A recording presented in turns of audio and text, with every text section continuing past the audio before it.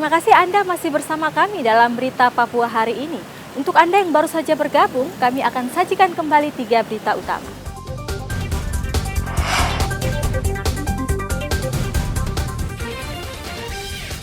Mencari makanan babi, seorang pria di Timika tewas kesetrum listrik.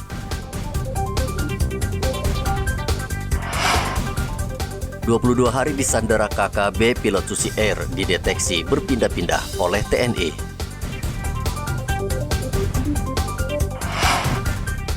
Kapolda Papua Barat minta warga tidak terpengaruh isu penculikan anak.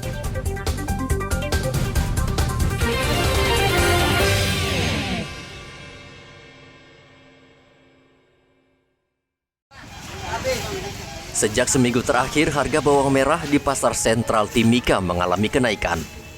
Sebelumnya bawang merah dijual antara Rp35 hingga Rp40.000 per kilogram, kini naik menjadi Rp60.000 per kilogram. Penyebab kenaikan disebabkan pasokan yang akhir-akhir ini berkurang.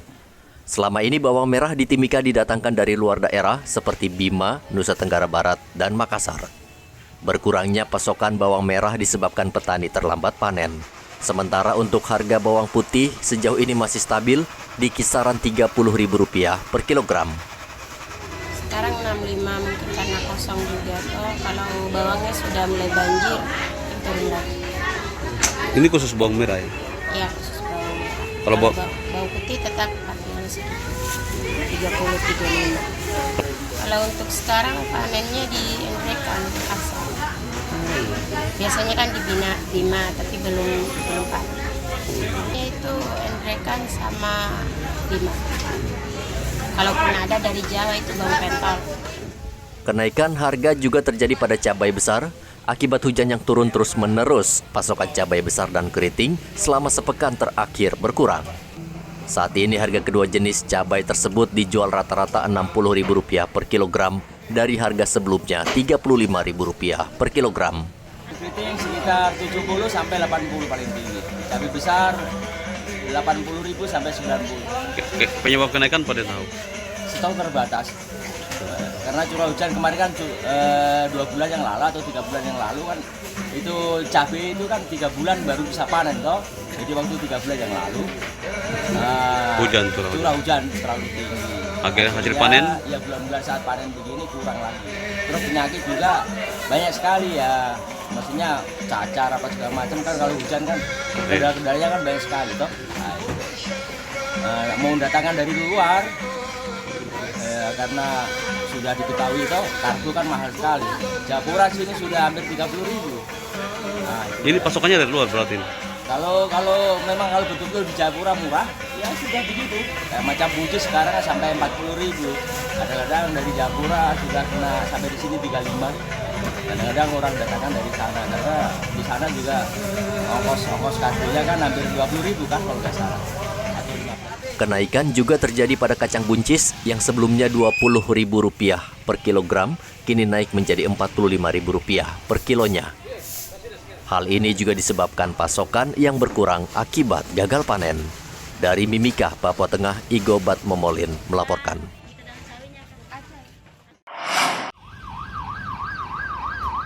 Kasus kerusuhan di Wamena yang dipicu isu penculikan anak menjadi perhatian serius berbagai kalangan, termasuk Kepala Suku Besar Arfak, Domingus Mandacan. Domingus meminta kepada seluruh warganya agar menahan diri dan tidak terprovokasi hoaks atau informasi yang menyesatkan demi keutuhan dan ketentraman di tanah Papua. Menurut Domingus, kasus yang terjadi di Wamena merugikan banyak pihak. Ia meminta masyarakat mendukung pemerintah untuk menjaga keamanan dan ketertiban di Papua Barat. Untuk kita bertanggung jawab sama untuk menjaga keamanan, ketertiban, kedamaian.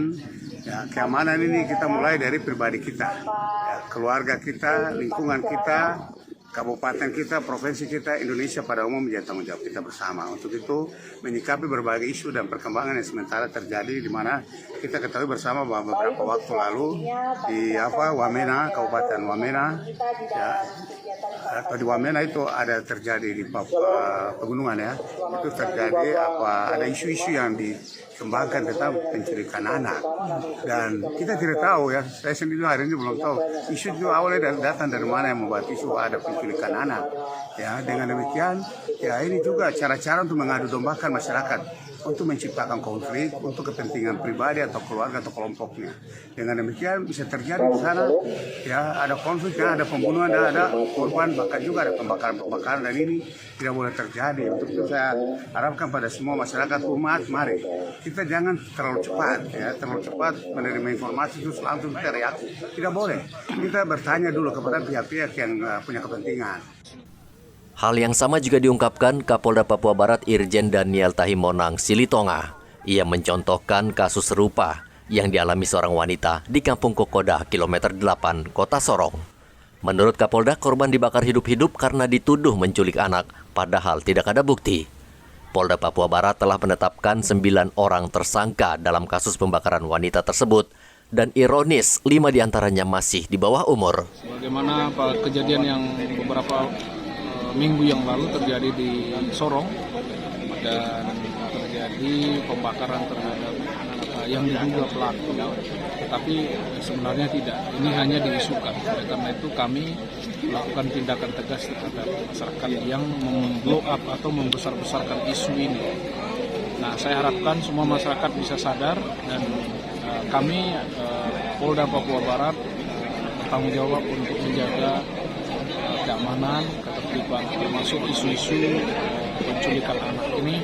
Kalau ada hal-hal yang mencurigakan, silakan kami dihubungi 24 jam di 110. Kami akan datang secepat yang kami mampu untuk bisa mengatasi semua permasalahan yang terjadi di masyarakat.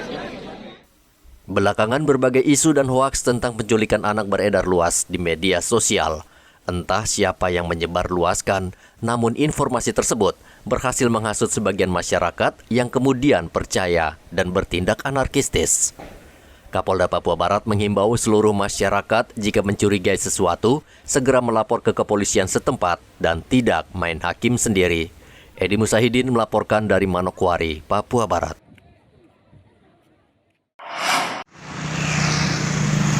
Jaringan internet di wilayah Merauke dan sekitarnya sejak tanggal 1 Maret lalu mulai terganggu.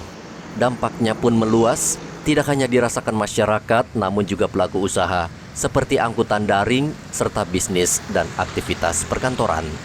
Kapasitas jaringan saat ini memang tidak maksimal, karena PT Telkom sebagai penyedia layanan tengah melakukan pemeliharaan hingga 7 Maret mendatang. Pak, sekarang lagi main HP nih, Pak? Iya, lagi main HP. Terus ada jaringannya ada? Tidak ada. Oh, kapan mulai hilang itu, Pak? Jam 6. Kemarin? Iya, sore. Oh, jadi sekarang ngapain aja nih, Pak, kalau nggak ada jaringan ini?